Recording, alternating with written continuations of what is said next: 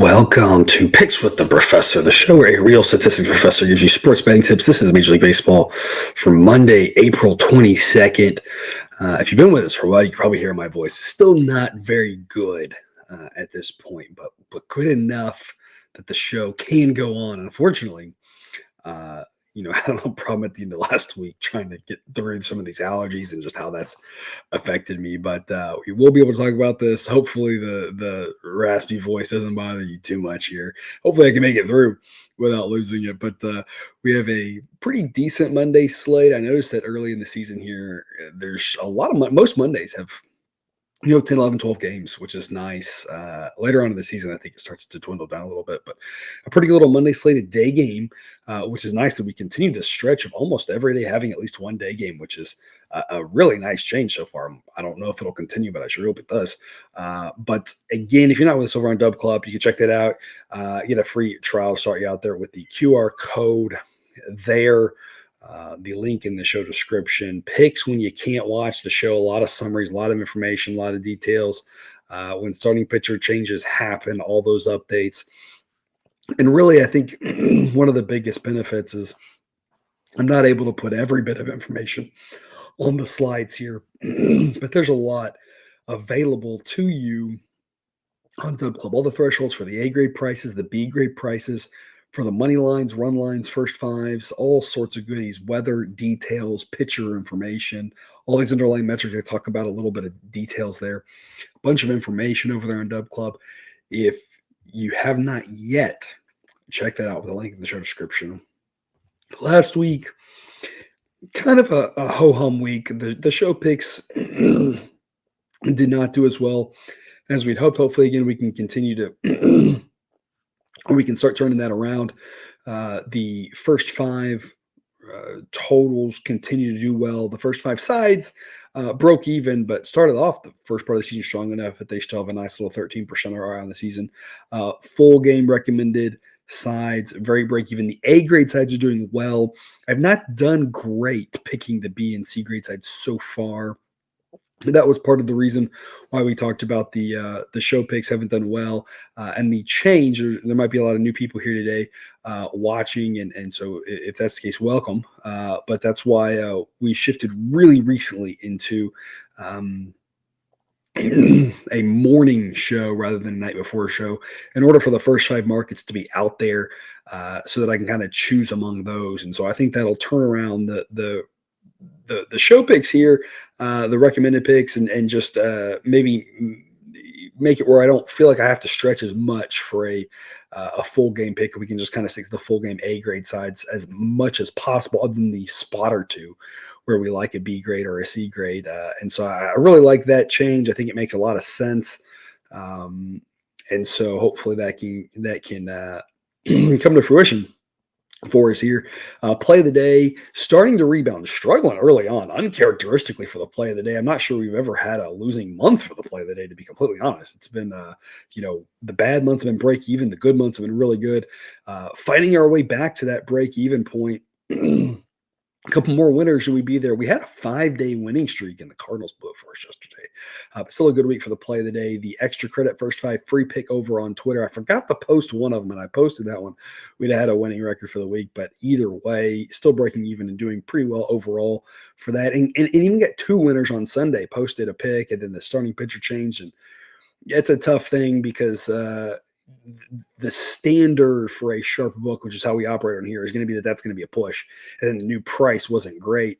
But I know a lot of you are playing at domestics and places where that's not the case. And that may be starting to change. I'm not really sure exactly where some of the sharp books are going to go with this. But if you had action on that, you won that pick as well. And then you won the other one that we gave out. So you actually had two winners on the first fives over there.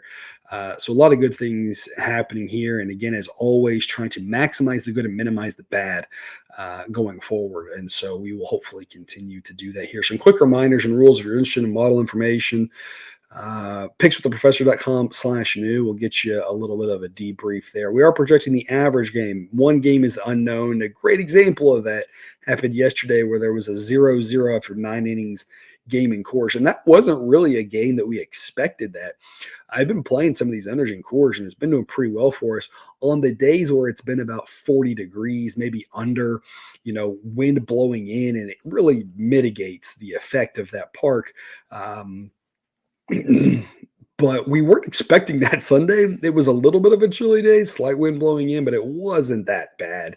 And so, one game, anything can happen, right? And so that's why we always talk about responsible gambling, keeping your bet size to a maximum of 5% of your bankroll. And that's if you love it. Most bets should be more in the 1, 2, 3% range of your bankroll, to be honest, because there's variance in one game. Anything can happen. And our whole plan here is slow and steady, long run profits.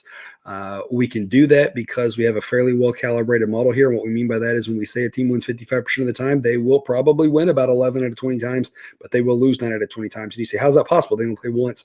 Well, what we mean by that is the collection of games that we say win 55% of the time, we will probably get about 11 of them.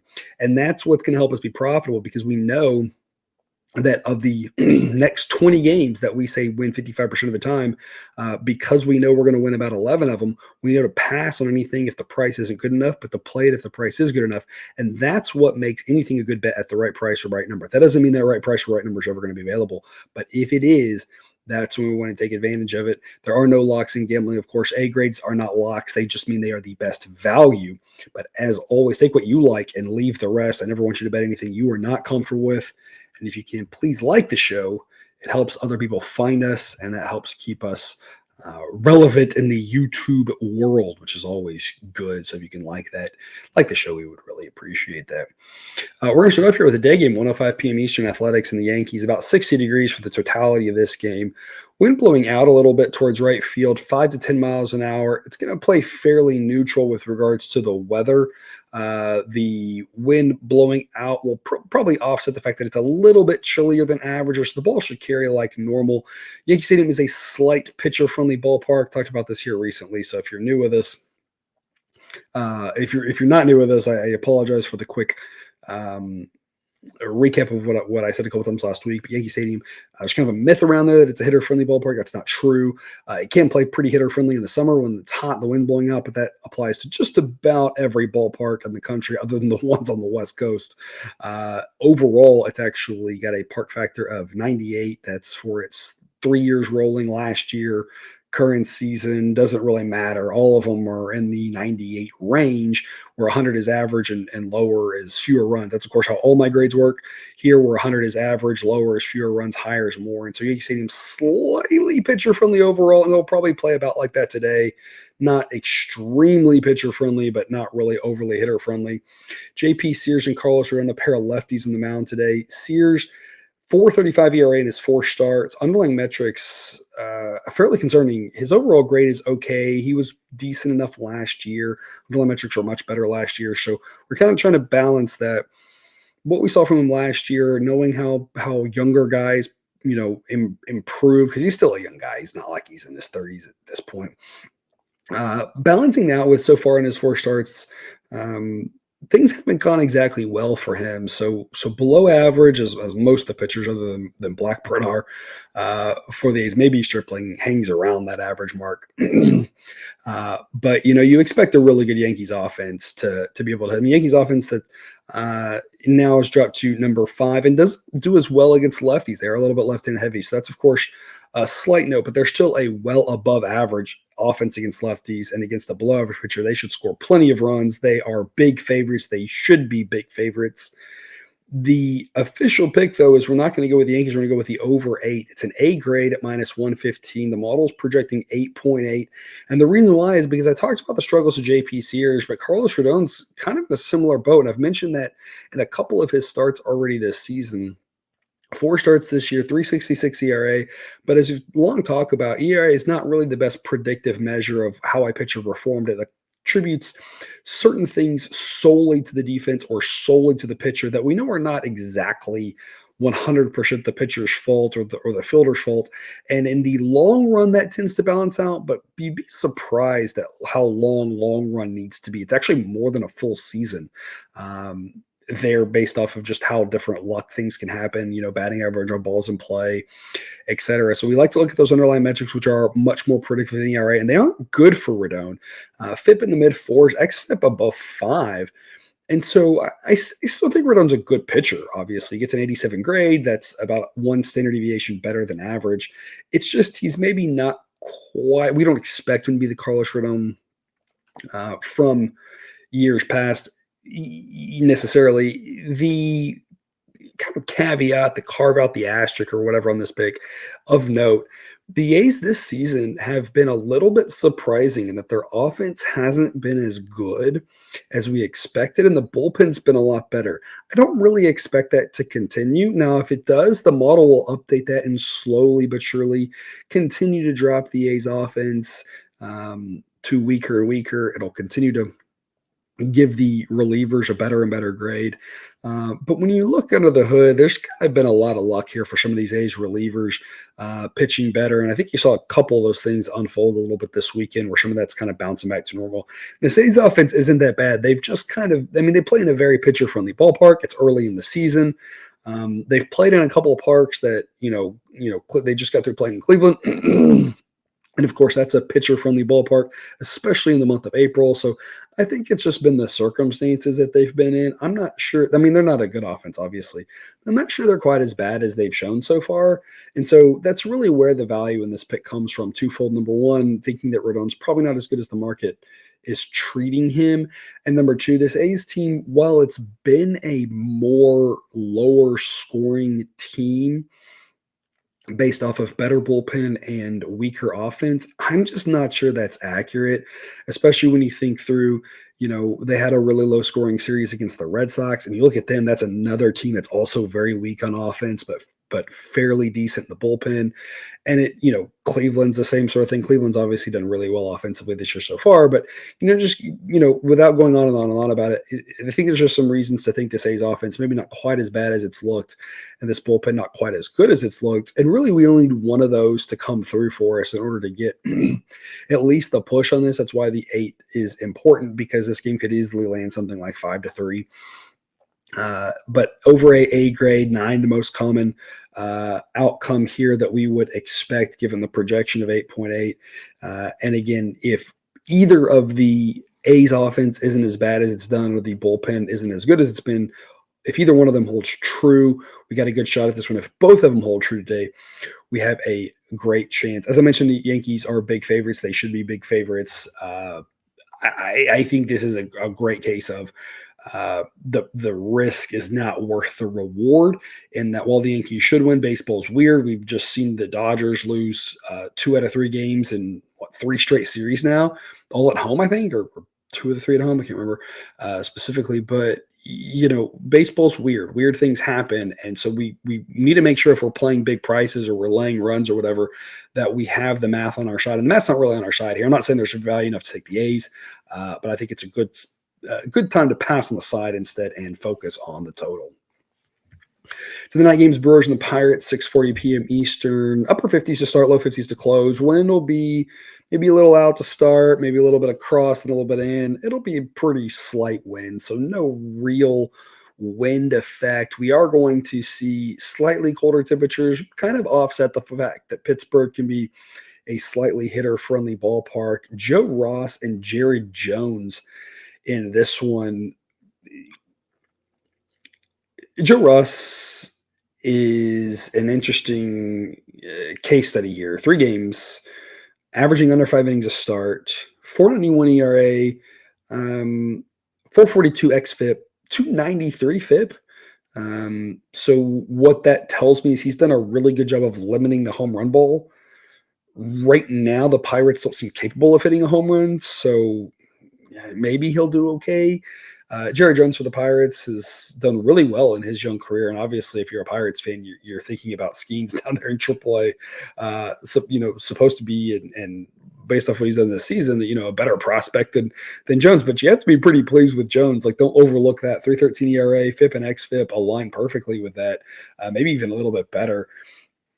A better than average grade was pretty impressive for a guy who's not thrown a major league pitch until this year, because the model's not built to just have these rookies come up and think they're better than most pitchers. So a really good pitcher in Jerry Jones, two good bullpens. The Brewers bullpen really rounding into form here, and now all of a sudden ranked number 2 according to Sideline. Mainly from the fact that while a couple of the guys have struggled. Uribe specifically, the underlying metrics for these guys are really promising. They've acquired a lot of depth. Obviously, if and when Devin Williams returns, that makes this bullpen even better. But part of the reason the Brewers have done really well of late, and we'll talk about this with one other team, it really surprised me, this Brewers bullpen rating. But when you look at it, it kind of makes sense. If you stop and put everything aside and don't get caught up in the grind of baseball where there's games every day, and just be like, okay, what's happening? The Brewers have won like 4 straight games or something where they've scored like 2 runs or 3 of the 4 or something like that. They're winning like super low scoring games. Like, how are they doing it? Well, it's pitching, right? And so it kind of makes sense that the model's taking note of that and being like, hey, like there were some struggles early on, but it was a little bit of smoke and mirrors, and that it was just some bad luck. The underlying metrics were there, and that's really what's shown lately with this team and why they're winning these low-scoring games. The offensive rating is plummeting after a little bit of a hot start there. Now it's starting to come back down to where we thought it would be. The Pirates' offense still respectable, but it's also struggling. We're going to go first 5 over 4.5 here at plus 115. It's an A-grade pick. Because of the odds, the probability this goes over 4.5 is greater than 50%. So plus 115 is something that's greater than 50%. Is pretty good. Now, it's not that much greater than 50%. It's probably barely over that. If you're looking at a market of 4, I personally like the 4 a lot more than the 4.5. You have the push protection on 4, which is very possible. And the only question is, what sort of odds do you lay? And you don't want to go over 4 and lay like minus 150 or something like that. That would be a little bit absurd. But if you can find a 4 at reasonable odds, that makes a lot of sense too. The other thing I will say about this is this pick is solely one of first 5 totals have done really well with the model. And for the most part, not every single game, but for the most part, any first 5 total that I've doubted the model on has worked out just fine. Not every game, but more times than not. Or it's gotten close and it's had chances, and you're like, okay, like we're not going to win them all. I see where the model was going, and it wasn't quite as crazy as I thought.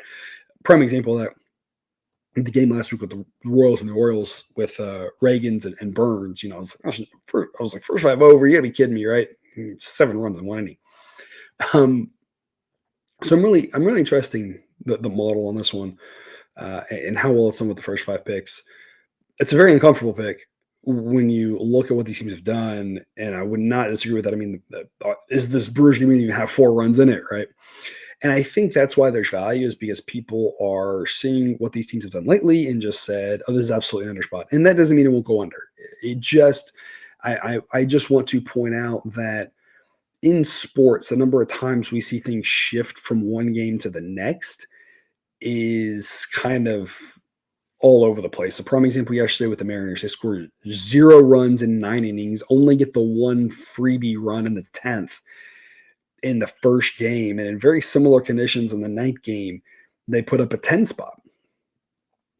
And we'll see that. You see it in every sport where a team will just one day look completely different the next day. And so that's why we talk about projecting an average game, is that I'm well aware of what's happened recently with these teams. But if we were to just build a model off of what happened in the last week, we would not do very well, because we would really overreact to small sample sizes. And so we're going to say that the model is doing a pretty good job of realizing what's happened lately and taking that into account, but also saying that's not the only thing that matters. The other thing that matters here is that these are average in general, just when you look at the screen, average starting pitching, average offense, average park situation. We should have an average amount of first 5 runs. something like 4.5 makes a lot of sense. 4 or 5 are pretty likely. And so we like this pick because it's plus 115 on the over 4.5. Or if you're going over 4, that the most likely outcome is being 4 and 5, you win one, push one. And that doesn't mean it obviously can't land 3 or 0 with the way these teams have played. But in general, some good value here. But because of how these teams have played, the over 4.5 at plus 150 might offer a little bit more value just because of the fact that you might be looking at a higher variance type game. And if that's the case, then we might be just as likely to have 5 runs as 0. And so the plus odds might actually be a pretty good benefit here. So just kind of something to kind of wrestle with. And I'm not trying to talk out of both sides of my mouth. I am just trying to lay out some of the pros and cons and things for you to think about when selecting your bet. If you don't know and you have both options, I tell people all the time, just split your wager between the two. It's never a bad idea when you can't decide between your two options. But as always, people, make sure you're shopping around. Make sure you have multiple books at your disposal. Why is that? Because some of these books are going to offer you a 4.5 at big plus odds. Some are going to offer you 4 at minus odds. Some places might even offer you 3.5 at big minus odds, right? And just having all those options at your disposal can help. If you don't have an account with them yet, BetUS is a great place to sign up. 125% bonus on your first ever 3 deposits. It does come with a rollover requirement, as most of the offshore books will, because they give these really generous offers. They do want you to play through the money a few times in order to you not just, make one bet, get a bunch of money, and then cash out, right? Keep the money with them and keep playing with them. But we'll give you enough plays here on this show that you should be able to run through that rollover requirement in, a month's time. And the idea is you want to have your money in a lot of different books anyway, spread out so that you can take advantage of the different numbers, different prices, etc. And so BetUS is a great book to have as part of your repertoire if you're not with them yet. Link in the show description. Sign up today. BetUS, America's favorite sportsbook and casino. Live betting and racebook. We're celebrating 30 years with a historic offer. A 125% sign-up bonus on your first 3 deposits. Plus 10% gambler's insurance. Get started today. BetUS, where the game begins. Phillies and the Reds, 6:40 p.m. Eastern. Low 60s to start, mid 50s to close. Want to be blowing slightly in. Very hitter-friendly ballpark in Cincinnati. On a night like tonight, it will kind of mitigate that. The model says that the weather will cut into that park adjustment by about half. It's not the coldest night where the ball won't fly at all, but the ball will fly a little bit less, slight breeze in, a little bit more pitcher-friendly than a usual game there, but it will still be overall a hitter-friendly ballpark. Ranger Suarez versus Hunter Green. The model's liked Suarez for some time now. 173 ERA this season, FIP and XFIP both in the 2s. According to some of the 29th best pitcher in baseball. Starting off the season strong. He's had some good times in the past as well. The model really likes him. Hunter Green for the Reds, 4.35 ERA. And underlying metrics are better than that, though. So I think he's probably going to be very okay. According to the sidelines, slightly better than average. Phillies will have a small starting pitching edge. They'll have a pretty big bullpen edge if it does come to that. The Phillies bullpen's pretty solid. The Reds bullpen, not the worst in baseball, but not great. Offensively, the Phillies have an edge. As we talked about all season long, really, the Reds' big issue with their offense is that they're losing 2 guys that are really important. And Friedel, will be back in a month, 3 weeks. I don't know, something like that. McLean, I'm not sure if he's coming back. If so, it'll be way towards the end of the season. But with Friedel back, at least that gets their offense back up, closer to league average. If you could add McLean in there, all of a sudden it's an average offense. You got an average offense, some decent starting pitching, and they turn into a low 80s win team. And if things bounce their way, right, maybe they win mid 80s, right, and they're in that sort of team. But the problem is they're priced like that, and I'm just not sure this offense is that good yet. We've been fading the Reds a lot. It's worked more times than not because of the prices that we've been able to get. When it didn't work fading the Reds this weekend with the Angels, we were playing plus odds, but we didn't have to lay that big of a price with the Mariners in those games, fading them. So we'll see how that continues to work. If we continue to fade the Reds and the Reds start to go on a hot streak or whatever, then we'll change tunes. The model will adjust. We will adjust with it. But so far, I'm not really seeing anything to indicate that this Reds team is any better than I thought they would be coming into the season, where I thought they were overvalued. They are a 12-9 on the season, but I don't know. In my opinion, it's a pretty weak 12-9 when you look at the schedule and who they've played. They have already played the Phillies in a series this year, so they'll be done with them after this weekend. But I think the Phillies might be the only team that's decent they've played, besides the Mariners, who just swept them. So we'll see how they fare against the Phillies. They will miss Wheeler and Nola, which is a huge boost for them, or they'll miss them if they don't play 4. I don't know if they're playing 3 or 4. But those two guys went this weekend, so that could at least help the Reds here in this series. But I'm assuming that as they're playing a team like the Phillies now again, that's one of the actually a respectable team. You kind of expect the Phillies to probably win 2 out of 3 games here. We're going to back the Phillies at -117. It's a B grade pick. The A grade threshold for this is -116. So you're basically at an A grade here, 1 cent better. And who knows, by the time you're looking at this, you might be able to find a -115, which would get you to the A grade threshold. The reason we like the A grades is that we know if we're off a little bit, if we're biased a little bit, we know all models are wrong. There's no way to be exactly precise. And so the idea is that we can have a little bit more room for error, and we still have a plus expected value play. There's more detailed math that goes into that, but that's kind of the easy way, the too long don't read version of breaking it down and trying to understand it. So the fact that this is on the cusp of an A grade kind of tells us that the fact that the model might be a little bit more down on the Reds offense than it should be still says that we've probably got a decent play here. And the bottom line to me is I like backing Ranger Suarez at this point. I'm not sure the market views him as the 29th best starting pitcher. I'm not sure he's the 29th best, of course, but I think he's pretty good, and he's looked good this season. And when the models liked backing him for the most part, and he's pitching well, things have gone well for us. So I'm going to back Suarez here, -117 B grade pick on the Phillies. Tigers and the Rays. This will be our one game with no pick. I don't think there's any value anywhere on this. So we're going to run through the game here and kind of go through some of your options and talk about it. But I don't think there's much advantageousness to have here in this one. Obviously, a game being played in a dome, a pitcher from the ballpark. Tariq Skubal versus Zach Littell. Both of these guys look fantastic. The model has not come around quite so much on Littell yet because it's a small sample size, because of the fact that we're not thinking he's going to go quite as many innings, kind of more of a 5-inning pitcher. And that matters to the model because the longer the starting pitcher can go, the less it taxes the bullpen, the less variance you have with the bullpen coming in, where you need all the guys. If you're going 5 innings, you have 4 relievers come in. You have all 4 of them beyond, right? And so the longer you can go, the less number of guys you have to have beyond, right? That sort of thing. So Littell going a little bit less deep. XFIP in the low 3s, a little bit higher. Still very good. No complaints. Very good, good pitcher. But the model really just kind of needs to see a little bit more of that before it starts elevating him into the really good tier of starting pitchers.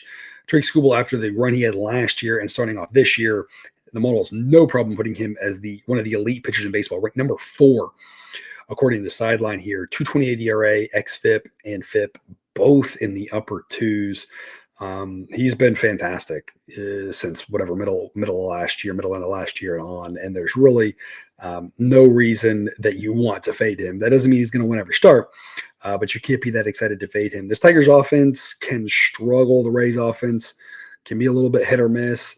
Both these sets of relievers are very okay. This is a pretty even game. The Rays have the better offense and they're the home team, but Skubal is going to balance that back out. The model says this is pretty 50-50 game, and it's priced that way. Right now, the Tigers are maybe the slightest of favorites, but not by much, and the model might lean that way too. I think it's spot on right now. If I can get plus odds with either one of these teams, plus 105 or better in either one of those teams, it's reasonable. For the Rays, you would say, hey, we've got a better offense, you're at home, that sort of thing. Plus odds, sure. This Rays team isn't bad. If plus odds for the Tigers, you're like, hey, the Rays offense isn't that good, and Skubal's one of the best pitchers in baseball. So you can make a case for either one at plus odds, but it's such a coin toss situation. You really need those plus odds. If you can get either one of them into the plus 115 range, you have an A-grade pick. I don't think you see that. Total is kind of the same situation. I'm not dying to go over in this ballpark with these offenses and with these starting pitchers, but the current total of 7 is not one that I'm wanting to go over, especially with we've talked in years past a lot about the baseball and the changes over the years. And there was the one year where it was like the really juiced ball, and the one year with the dead ball. We've kind of landed at one now that's a little bit livelier than some of the ones in years past. It's not overly juiced, but it's a fairly live ball, creating larger number of runs per game this year and last year than we have seen in a typical season when you go back 5-10 years before that. So with knowing that we're in a slightly more higher scoring environment, going under 7 needs to be 2 aces and or 2 really weak offenses and or great weather. You really need 2 of the 3, great weather / pitcher park, right? And you have a pitcher friendly ballpark, I guess. Yeah. But only, maybe you can talk yourself into both these pitchers early, but the offenses aren't terrible. And you really would love it. Like I said, if you're going under 7, to be a cold night in Seattle, a cold night in Cleveland, wind blowing in, that sort of thing. A June night in San Diego when you've got the whatever weird fog thing happens and the ball just you crush a ball and it's like a routine fly ball, right? I'm just not sure that's here for going under 7. So it's a pass for me on this game. Just not sure there's a great way to attack it. But we've got picks on every other game, including Marlins and the Braves. Low 60s to start, upper 50s to close. No real wind happening, a very, very slight breeze. Should make this park play slightly pitcher friendly, not extremely pitcher friendly, but it would err towards the pitchers on this one. Ryan Weathers and Ronaldo Lopez. And I don't know what to say about Ronaldo Lopez. He's a guy I was high on coming into the season. The model really has a crush on him, and it's hard not to. A 0.5 ERA, 221 FIP. His xFIP's a tiny bit higher, but this guy's a really good pitcher, flying up the sideline ratings. Has him now at the 23rd best starting pitcher. He's fantastic for the Braves. Maybe, the idea is he's pitched so far better than the 23rd best pitcher. At this point, he's pitched more like a top 10 pitcher, especially with all the injuries. You start, taking guys out left and right. Coming into this season, looking at last year, he wasn't a top 10 pitcher. And so that's what the model's trying to do, is trying to calibrate that and figure out how much do we look at what's happening this year? How much do we look at what's happening last year? And so the upside is there for him to continue to rise if he continues to pitch like this. Maybe he comes down a little. Either way, he's a very good starting pitcher for the Braves. Marlins will counter with Ryan Weathers, a lefty who's looked solid this year as a guy who's always had potential. Guy I've not really been high on. We've loved to fade in the past, and he's had many a disastrous start. Maybe starting to finally put it together here in Miami. 2.70 ERA. That's not sustainable for him. He's not that good of a pitcher. But his FIP and his xFIP so far in his 20 innings are in the low 4s. That's kind of where he projects to be at as well. Maybe kind of turning into an average pitcher. And this is a guy who, at one point, I believe 2 seasons ago, was like bottom 5 in my model of starting pitchers who were actually, seeing time in the big leagues. So quite an improvement for him. But it'll still be a tall task against this Braves offense, who still have one of the best bullpens in baseball. On the Braves at -1. When you make this bet, it turns into a -171 odds is the current price for that. Again, the way you make a -1 bet is you win a certain number on the money line, and that's the amount that you risk on the run line, and that'll create the -1 market for you. B grade value. It's still fairly steep odds. You can play the straight run line if you want, but in general, with the home team, even with higher odds, I'd rather stick to the -1 and pay a little bit bigger of a price, just because if you have that 1-run game, an extra inning game, or whatever, you can still get out of dodge with the push. Versus 1-run games in baseball still happen, and if you're the home team, you're slightly more likely to win by 1 than if you're the road team. And so the -1 is personally the way I want to play it. If you want to play a little bit safer, go money line, a little bit more aggressive on the run line, you do you. But this is the way that I split my wager here in order to hopefully get the best of both worlds. And again, for me, it's a mental health kind of thing. It's just what I like the best, because I hate when a team's up one, you have them on the run line, you're like, now I need the other team to score exactly one so that we can go to extras. But it just gets so frustrating. So the -1 is just the way I personally like to play it. But as always, you do you. The Braves have an edge here. We want to take advantage of the fact that Reynaldo Lopez is still undervalued, at least for now. If he keeps pitching like this, he won't be undervalued for very long. So Braves -1, -171 is the odds. B, great pick. And the first leg of today's moneyline parlay of the day. We haven't done one of these in a while. Haven't had good opportunities for them. The value hasn't been there. But I think we won 2 of our last 3 that we did here before taking several days off. Not able to find good value, but the Braves money line makes for a pretty good parlay option. We got a little 2-teamer. This is the first pick, Braves money line. So we're playing them -1 by themselves. And we're also playing them in a money line parlay with a pick coming up later. Before we get to that, Blue Jays and Royals, a chilly night in Kansas City, mid 60s, lower 60s by the end of it. Wind will be what makes it feel colder if you're in the stands. 15, maybe up to 20 miles an hour, gusts maybe into the mid 20s. Fairly windy night, blowing out to left center field, somewhere in that ballpark. Pun intended, I guess. The slightly cooler temperatures are going to be really offset by this wind. You have a very hitter-friendly ballpark we talked about before, a park that doesn't have a lot of foul ground, kind of a Fenway light, a park that can have runs in bunches, not quite as crazy on the dimensions as Fenway, but one that is very hitter-friendly with the wind blowing out.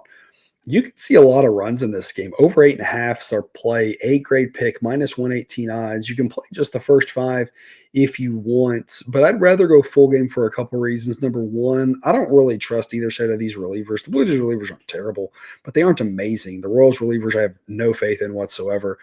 And so getting into the bullpens is an improvement because both of these starting pitchers are very respectable.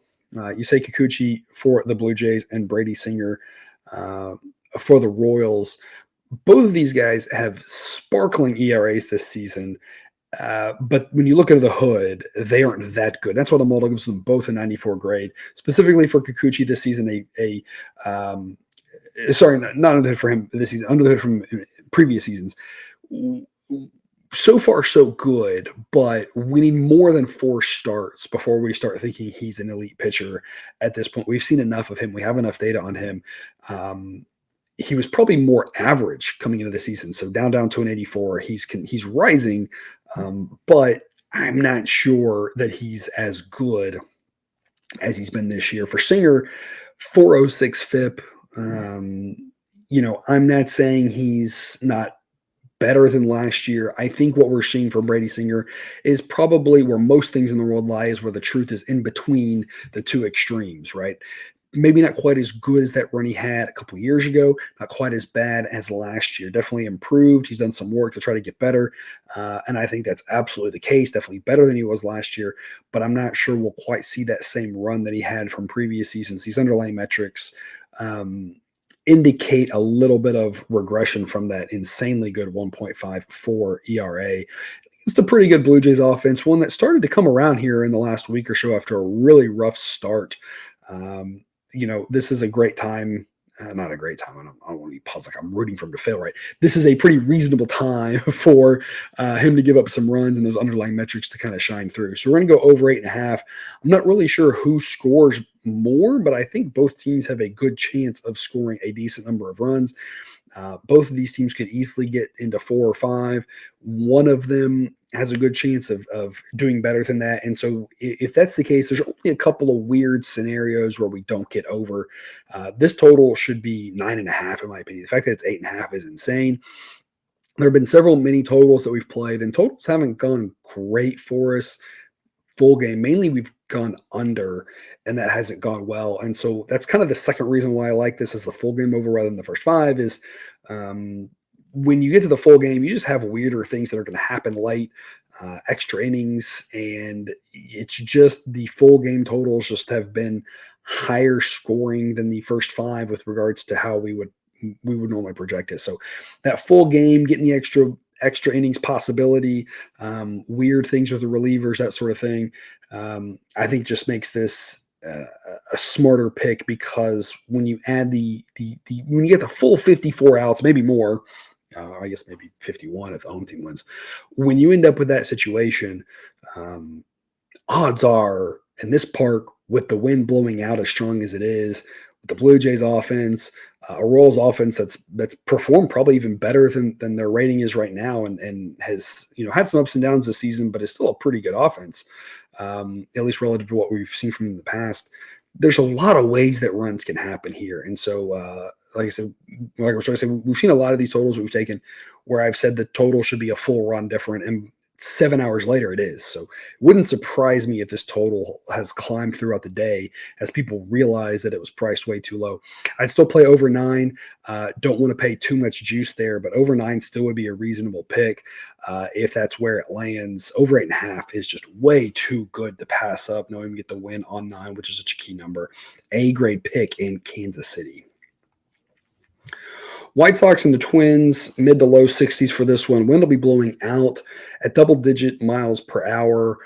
So a slight boost to the bats there with regards to the wind helping out in Minnesota. Jonathan Cannon versus Chris Paddock. Paddock, not been good in his 3 starts, 8.36 ERA. The advanced metrics, not really that much kinder to him. So his rating is holding on based off of what we thought about him coming into the season. But this year it's been terrible. Jonathan Cannon looked great in his first start. 1 run in 5 innings, 261 FIP. XFIP a little higher. Not going to take too much from 1 start. But based off of his projection coming into the season from his minor league numbers in years past, and that first start, he might actually be the better pitcher here. And with the way that Paddock's from this year, I don't think that's the craziest stretch. I'm not sure he'll end up as a better than average starting pitcher for the whole season. But as of now, got him as the better pitcher. We're going to go first 5 White Sox on the run line, getting the half run there at plus odds, A grade pick.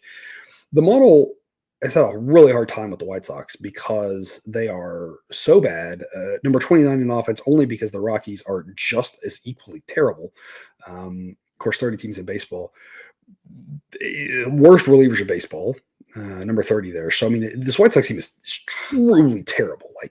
And the model's having a hard time with that, to be completely honest, because Cousin Jared will get on here and I'll talk about it. Some of these outliers are tough. You don't see as many outliers in baseball. You see more of them in college football, especially in college basketball with more teams. College football, you have 120 teams. College basketball, you have 360. You can have a team or two that's way out there, and sometimes models struggle with those really weird teams. It's not what the model's built for. It's built to be on average correct, not nail every single team, because that's not possible to do that. So the model has really struggled with the White Sox and has liked them a little bit more than I think it should in situations here lately. But if you notice, yesterday the model said take the White Sox in the first 5. I was like, no. Not going to do it. I think the day before it said do the same thing. I was like, no, not going to do it. I think those were good situations. I think that was just the model being like, I think the model's take was baseball's weird. This price is insane. Anything can happen. And I don't disagree with that, but that doesn't mean because there's value, we have to jump on it. This one's a little bit different. When I look at this one, I say, I don't trust the White Sox to do anything at all, period, because they're so terrible, for sure. But hear me out. When you look at the starting pitching matchup, which is all that matters here, because the bullpen, one of the strengths of the Twins, and I would say one of the weaknesses of the White Sox, but I think the whole team's a weakness, really. Not a factor. So starting pitchers, you got an edge to the White Sox. Offenses, obviously the White Sox offense is truly terrible, but the Twins offense isn't that great. Still got a couple guys injured that really matter. They're pretty top heavy, and it's like this game could land 1-1, nothing, 2-2. We've seen sometimes the White Sox hang in games and then get killed late, which you could have. I'm not saying that the White Sox win this game. I'm not saying they even win the first 5, but I am saying the probability they win or tie the first 5, according to the model, is 54%. Even if it's just 50%, plus 104 is a plus expected value play. So A grade pick here on the White Sox. I think there are going to be times when the White Sox offer us good enough value that we should take it. Not that they will win every time we take them, but we will be getting good enough numbers and prices that we can profit off. We're just going to have to pick our spots. This last weekend, I didn't think the spots were there, so y'all saw me pass on those. Monday night, I think it's reasonable. Doesn't mean they do it, but this is the right situation when you consider the starting pitchers, when you consider the Twins offense isn't really that good themselves. So White Sox first 5, A grade pick on the run line. Diamondbacks and the Cardinals. Cardinals, again, mentioned letting us down yesterday. Great outing from Sonny Gray. One swing of the bat gives up 2 runs. They had a home run robbed in the first inning that would have given them 3, and they'd have won that game if that home run wasn't brought back in. Great catch there by the center fielder for the Brewers. But the Cardinals, let us down. But hey, we're going to bounce back with them. We're going to take them again today. Even money. A-grade pick against the Diamondbacks. On a night that'll be pretty chilly in St. Louis. Mid-50s. Wind blowing about 10 miles an hour out. So we'll play pretty normal there. Brandon Pfaadt and Lance Lynn. Pfaadt is not as bad as his 5.32 ERA indicates when you look at the underlying metrics. Lance Lynn not as good as that 2.18 ERA. But in general, the starting pitchers probably balance out. The Diamondbacks have a better offense. The Cardinals have better relievers. The Cardinals are at home.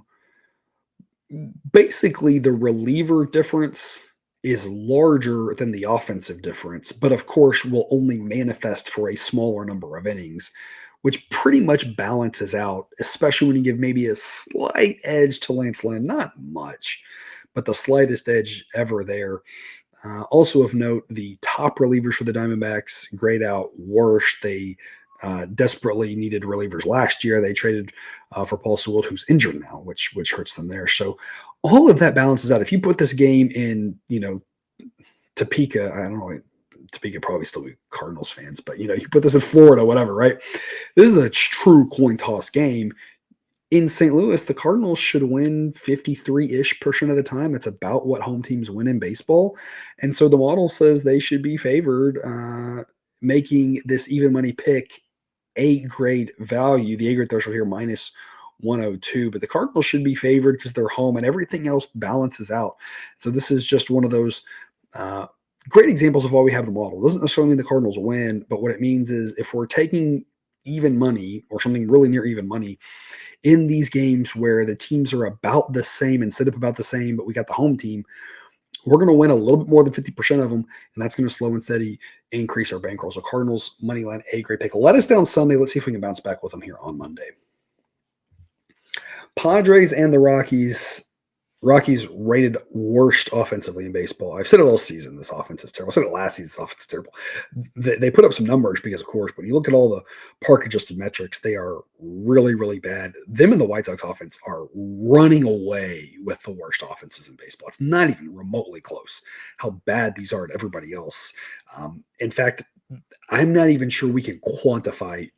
I'm trying to quantify. It's literally my job here, but it's hard to quantify really just how different they are, because all the principles that we operate off on is that major league players, the talent gaps aren't that big. These are all really talented players, and the differences between the best and the worst aren't that much. Like the difference between the best and me is a lot, right? But the difference between the best and the worst just isn't that much. And so we have ways to quantify this, but man, the Rockies and the White Sox are just like next level terrible offensively. You've seen it all year. The Rockies team even struggling to score at home, which is really tough to do in that park. Dylan Cease and Austin Gomber will be the pitchers in this one. Gomber, 4.95 ERA, a couple of starts are in Coors. FIP's a little bit higher because you pitch in Coors. XFIP a little bit lower because you give up more home runs in Coors than you should. So overall, just very, I don't want to be too down on him. He's towards the bottom of starting pitcher ratings. The biggest thing here is the Padres, 105 offensive rating. It's 9th best in baseball. Right-handed heavy gets better against lefties. And so that's the biggest thing here is that Gomber's not a great starting pitcher relative to all the other starting pitchers, that based off his ERA and his FIP, even his XFIP, what he did last year, like this, he's an upper 4s, low 5s type pitcher. And that's not great for most teams. Don't need to employ a guy like that, I guess, is the bottom line. That he's lefty sets up for the Padres to have a lot of success. I don't think the Rockies offense can have a lot of success against anybody. Going up against Dylan Cease, according to the sideline, the 33rd best starting pitcher, has started off his San Diego career fantastic. 2 years ago, he was unbelievable. Last year, a little bit up and down. So far, it looks like he's back to what he was doing before. 199 ERA, 285 FIP, XFIP in the upper 3s. That's kind of the one blemish is if he starts allowing home runs at a rate that we would expect, some of those numbers will jump. But he's still a very good pitcher, still going up against either the worst or the second worst offense in baseball. And that should allow him to have success, or as much success as a pitcher can have, in Coors Field. The park will play fairly normal, maybe slightly more pitcher friendly than usual, but only by the slightest margin. It's not like it was on Friday and Saturday. Friday, where we had the rain out. Saturday, where you were able to get the full game under pretty easily, where it was insanely cold. It'll be in the mid 60s for this one. Wind blowing kind of mostly across, so not affecting things too much, but strong enough wind to take note that we are still 13 hours right now as I'm recording this before a game, 13 and a half hours for first pitch. Check back on the weather if you're betting this total, just because it's looking kind of variable, a little bit of this, a little bit of that. If it turns into in or out, that could affect things because the wind is strong enough to matter. A lot of times you have 5-mile-an-hour wind, and it's like, if it changes, it doesn't matter, right? This one, it would matter. So check back on that if you're a totals better. This one, though, we're going to stick to the side. Padres -1, A-grade pick. The odds on that when you make this are -148. And again, risk whatever you want on the money line, whatever you win there, that's what you then risk on the run line to make this -1 pick. This is like 2 of our parlay of the day. So our parlay of the day is going to be Padres and Braves, just money line. If you're playing them by themselves, we recommend playing the -1 because the odds get a little bit better. But if you're playing the Braves, Padres, money line parlay, you're looking at almost +130 odds. So pretty good price there on 2 teams that we think have really strong chances to win. Orioles and the Angels are play of the day over on Dub Club. We've liked back in the Orioles. We liked back in the Angels here this last weekend. Sign up over there today with the link in the show description to see what we think about this one. Albert Suarez against Reed Detmers. Detmers, 1.19 ERA, FIP in the 1s, xFIP in the mid-2s. Detmers is looking fantastic to start the year against Albert Suarez, a guy who looked pretty good in his first start coming over from the KBO for a couple of years. Again, Dub Club is the place for that pick, today's play of the day. To wrap us up with the Mets and Giants, this is the other team that really surprised me here with regards to the reliever ratings. But when you look at this Mets team starting to come around, they're playing really well. Just took 2 out of 3 from the Dodgers after that really slow start. And when you look at it, the bullpen has been very, very strong. Obviously, we all know that Edwin Diaz is a great reliever. They've had some guys pitch really well out of the pen and has led them to some success. Giants relievers, while started off a little bit shaky, the models liked what it seemed from them and is grading them out pretty well also. But the Mets overall strength is why we're taking the Mets overall reliever strength is why we're taking the Giants in the first 5 rather than the full game. The market, I don't think, quite realizes just what an impact the Mets relievers are having. And so I think the first 5 is the way to go on this one with the Giants. B-grade pick at -118. Giants got us to the window on the first 5 yesterday. If you had that pick before the starting pitcher change happened, and who knows, that whole fiasco, but setting up for a similar situation as that was, where you never expect a lot of runs in that park, especially on a typical chilly night in San Francisco, upper 50s. Don't expect a lot of runs, but the Giants starting pitcher edge here with Keaton Winn, and they're at home, should give them enough of a chance of winning the first 5 to make -118 worth a play. The model says this should instead be priced at -128. So we're getting about 10 cents worth of value here. And again, what those prices should be for money line, run line, for first 5, for full game, A grade and B grade thresholds, all of those available on Dub Club. The A grade threshold for this, -114. So even -115 wouldn't quite get you there. It'd be close enough. Maybe you could just say, whatever, we're on budget, and it'd be close enough for us.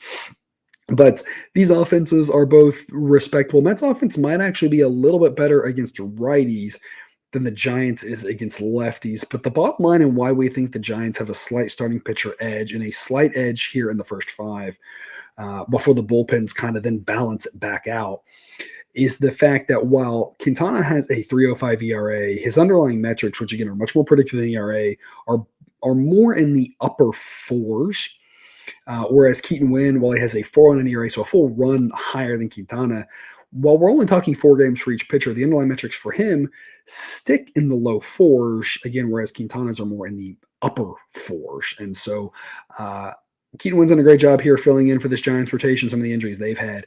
And I think he's the better starting pitcher in this one. Not by a lot, but by just enough to make the Giants -118. First 5, worth a play. Official grade there is B grade value. And that's our show today. Remember, sign up on Dub Club today if you have not yet already. Link in the show description for a free trial to start you out. Picks when you can't watch us, our summaries, a bunch of information summarized in chart form and word form.